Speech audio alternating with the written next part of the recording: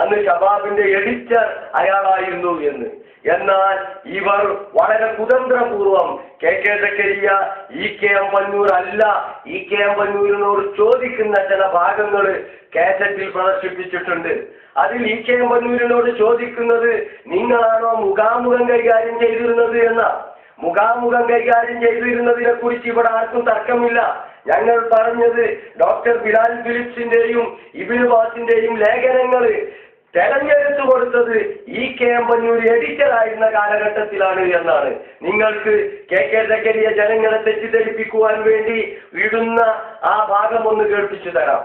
ഞാൻ ഇപ്പൊ വായിച്ചത് 99 മെയ് 21 ഷബാബിൽ എന്നാ പന്നൂർ എഡിറ്ററായിരുന്നത്, എന്നാണ് പന്നൂർ മുഖാമുഖം എഴുതിയുന്നത് ഒന്ന് കാണിച്ചു കൊടുക്കും. നിങ്ങള് ഷബാബിലെ മറുപടി എഴുതിയിരുന്നല്ലോ ചോദ്യത്തിന്, അത് ഏത് വരെ എഴുതിയത്?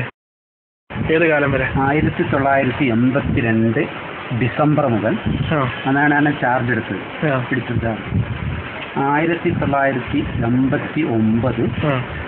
ആഗസ്റ്റ് 3 വരെ. ആഗസ്റ്റ് 3 ആണ് ആദ്യമായിട്ട് ചെറിയമുണ്ടം ചാർജ് എടുക്കുന്നത്.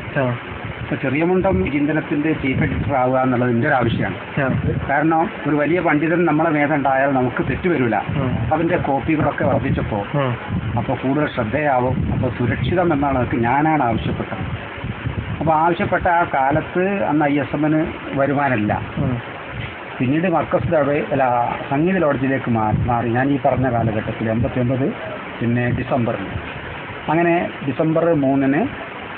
സെപ്റ്റംബർ 3 സെപ്റ്റംബർ 3 1989 സെപ്റ്റംബർ 3 സംഗീത ലോഡ്ജിൽ പത്രാധിവസം കൂടി. അന്ന് എനിക്ക് ഏറ്റവും ഭാരമുള്ള ചോദ്യോത്തര പങ്ക്തി ചെറിയമുണ്ടം ഏറ്റെടുത്തു. എനിക്ക് വലിയ സഹായമായി. അതാണ്. അപ്പൊ അത് കൃത്യ ഒരു നീണ്ട അഭിമുഖമാണ്. 89 പന്നൂർ ഒഴിഞ്ഞാണ്.